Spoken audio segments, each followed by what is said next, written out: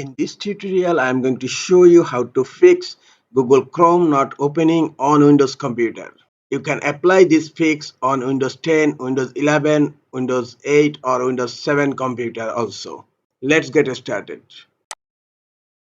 Right click on the Google Chrome desktop shortcut icon. Click on Properties. Here on Shortcut tab, you will find an option Open File Location. Click on Open File Location. This is the Chrome application. Right click on Chrome and click on Rename.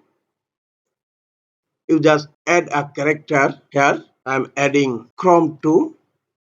Now create a desktop shortcut again. Right click on it. Click on Show More Options. Go to Send To and click on Desktop. Create Shortcut.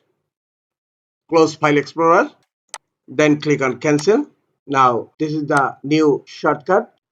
If you want, you can delete your old Google Chrome shortcut now. Right click on it and then click on delete.